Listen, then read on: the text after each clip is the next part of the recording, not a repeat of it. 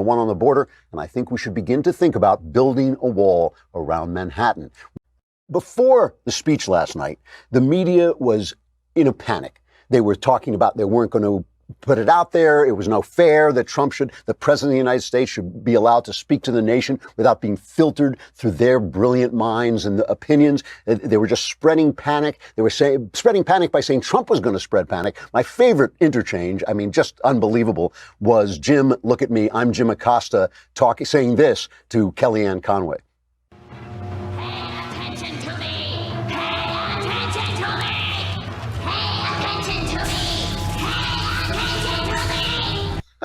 I meant after that, the one after that. Can you promise that the president will tell the truth tonight? Will he tell the truth? Yes, Jim, and can you promise that you will? I will. The whole truth and nothing but the truth to help you, God? I'm not the Am one I allowed who to has mention the God to alternative you? facts problem like you do. No, well, that, Jim, I know that's a cheat. Make sure that goes viral. Okay. This is why, by the way, this is why I'm one of the only people around here who even gives you the time of day. Can you guarantee? And that let me get back in your face, because you're such a smart ass most of the time, and I know you want this to go viral. A lot of these people don't like you. I was reminded of an old Marlon Brando picture where Marlon Brando played a secretly homosexual husband to Liz Taylor. And Liz Taylor said, how would you like it if a naked woman dragged you out into the street and beat you in public? That's what I was watching Kellyanne Conway slap around Jim Acosta. But after all the panic and all this, the press finally caved in, and out of the mercy and goodness and generosity of their hearts, allowed us to hear the words of the president of the United States, whom we had elected to lead the country. They thought we had elected them, but in fact, we had elected the president. And Trump was basically very calm, very direct, and really fair. Let's just look at a little bit of the Trump speech, because it was like 9 minutes long, and he came out. First of all, he said there is a crisis at the border. This is cut 3. This is a humanitarian crisis, a crisis of the heart, and a crisis of the soul. Last month, 20,000 migrant children were illegally brought into the United States. A dramatic increase. These children are used as human pawns by vicious coyotes and ruthless gangs. 1 in 3 women are sexually assaulted on the dangerous trek up through Mexico. Women or children are the biggest victims, by far, of our broken system. This is the tragic reality of illegal immigration on our southern border. This is the cycle of human suffering that I am determined to end. So just remember that, because I'm going to come back to it, that Trump said the crisis is, and this is what's happening, that now these families are coming over from Honduras, from Central America, these broken countries, and these families are coming over, and the children are coming over, and they're being abused, and they're being harmed, and we don't have any place to put them, and the children are being separated from the parents. That's the crisis that he's talking about. That's why he says it's a crisis. He went on to talk about the idea. See, this is the other thing, because the Democrats will not distinguish between legal immigrants, who America has historically and continually welcomed, and illegal immigrants, who are, by definition, criminals. And he made this distinction. This is cut number 1. America proudly welcomes millions of lawful immigrants who enrich our society and contribute to our nation. But all Americans are hurt by uncontrolled illegal migration. It strains public resources and drives down jobs and wages. Among those hardest hit are African Americans and Hispanic Americans. Our southern border is a pipeline for vast quantities of illegal drugs, including meth, heroin, cocaine, and fentanyl. Every week, 300 of our citizens are killed by heroin alone, 90% of which floods across from our southern border. More Americans will die from drugs this year than were killed in the entire Vietnam War. It's a problem. I mean, he's being absolutely direct. He's being absolutely factual. There's no panic here. He's just telling you what is going on. We all know this has been a problem, and it was a problem way before Donald Trump became president of the United States. This is a problem that goes back to Teddy Kennedy, basically, opening the borders, telling us everything, and the Democrats constantly saying, yeah, just give us amnesty now and we'll deal with security later. And they never did. I mean, it really goes way back, even to Ronald Reagan, who fell for this. And finally, he talked about the idea of a wall. Now, the thing that he's asking for is asking for a lot of humanitarian aid. He's asking for more money, which is definitely needed for the people who process all these guys coming in. But he talked about the wall. And this, to me, is one of the stupidest Democrat arguments that a wall doesn't work. There are walls around prisons to keep people out. There are walls around your house to keep people out. And here's what Trump had to say about it. Some have suggested a barrier is immoral. Then why do wealthy politicians build walls, fences, and gates around their homes?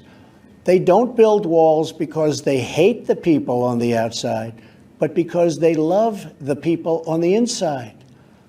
The only thing that is immoral is the politicians to do nothing and continue to allow more innocent people to be so horribly victimized. America's heart broke the day after Christmas when a young police officer in California was savagely murdered in cold blood by an illegal alien who just came across the border. The life of an American hero was stolen by someone who had no right to be in our country. Now, again, factual, calm, telling you the truth. People are being killed by illegal aliens. And it is, how can I put this? Obviously, any murder is a tragedy. Anytime someone is taken away, life is ended by violence, it's an awful, awful thing. But it does add a certain kind of sharp shock to it when you realize that just by enforcing the laws, you might not have lost a loved one. If they had just enforced the laws, that's, really, I think deep down, that's all Americans want. They want to know what the law is and will we enforce it? And that's the problem. And it's all Trump is talking about. Now, some conservatives are saying, well, why didn't he do this before? I think that's a perfectly good question. But when he performs like this is the time for, I think, conservatives to support this guy. He is making a rational argument. He is saying something completely logical, completely necessary. And I think this is the time to just say, yeah, he should have done it before. He should have done it when he had both houses. He didn't. A lot of that has to do with what was going on in the House. Never mind. Here we are in this fight now. Politics, smart politics, means supporting a president who has been supportive of our agenda, the conservative agenda. That just seems to me simple, basic, intelligent politics. So now let's look at the reaction from the Democrats.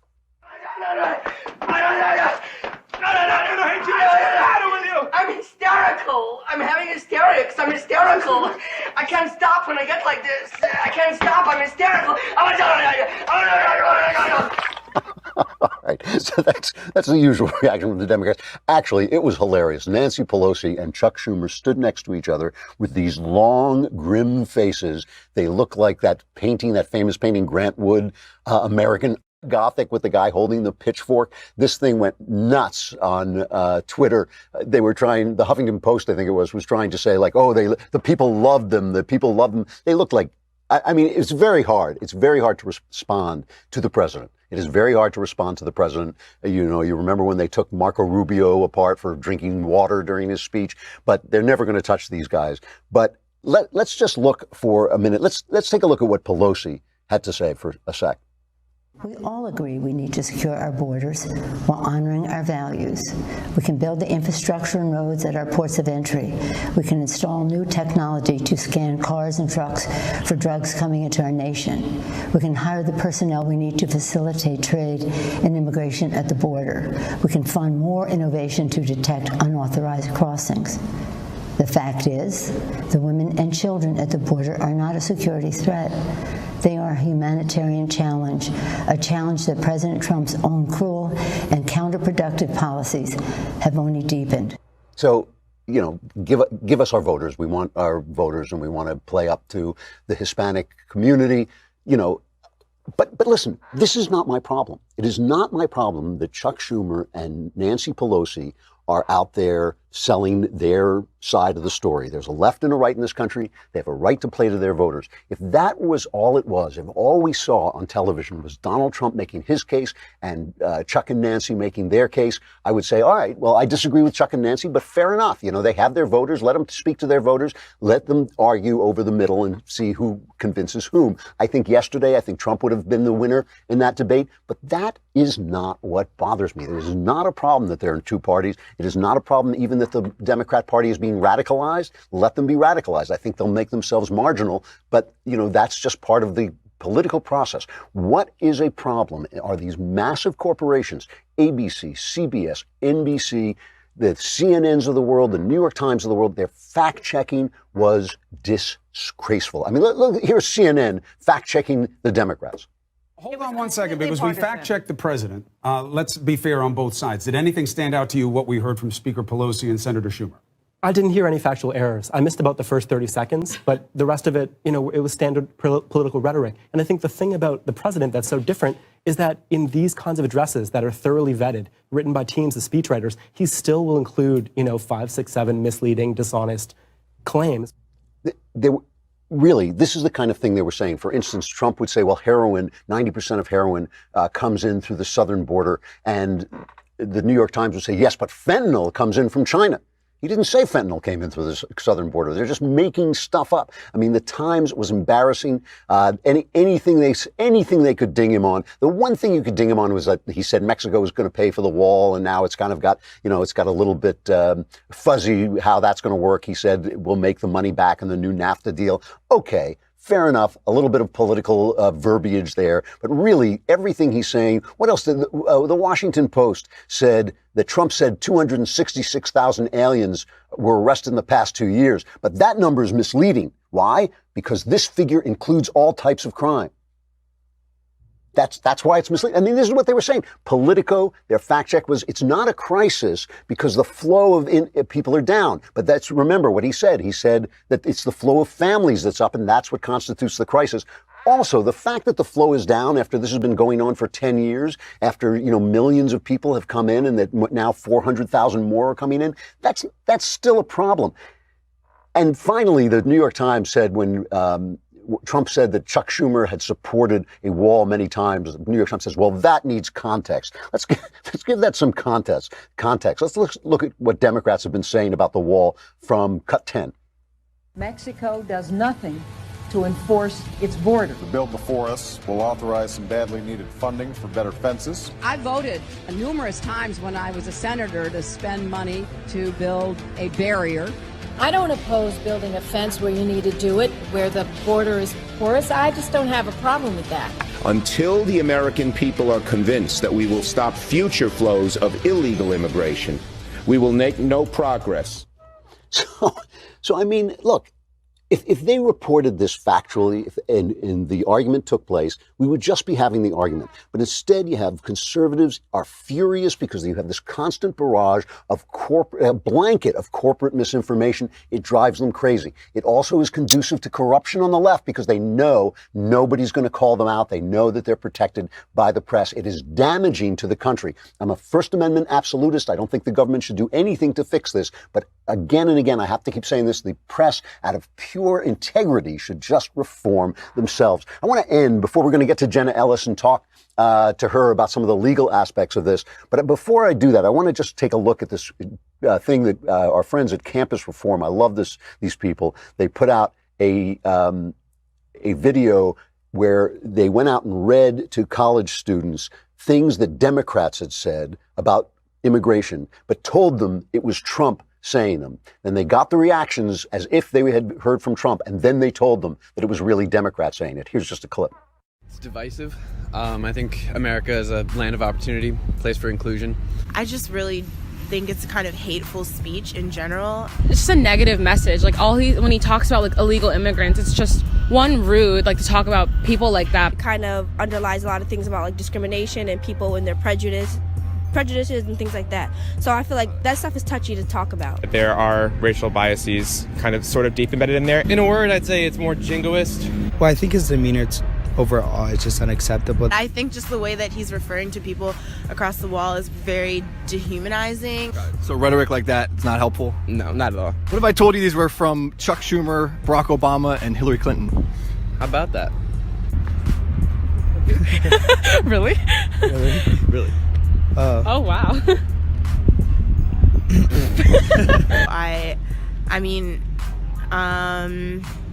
Yeah, Democrats and Republicans have said things about border control. That's interesting. I didn't think that, that's interesting. to future journalists of America. If Trump said it, it's mean. If somebody else said it, it's just interesting. Trump did a good job last night. He laid out his proposals. He explained them. He did an excellent job of communicating. The Democrats did what they do. I thought they whiffed, but like, you make up your own mind. But it's the press. The press covered itself in shame. It has been doing this not just since Trump was elected. It was doing it when George W. Bush was elected. It did it when Mitt Romney and John McCain were running for president. It is just an embarrassment. It is an embarrassment that these powerful corporations are distorting the news and keeping Americans at daggers drawn, which they would not be if they could simply discuss the issues among themselves.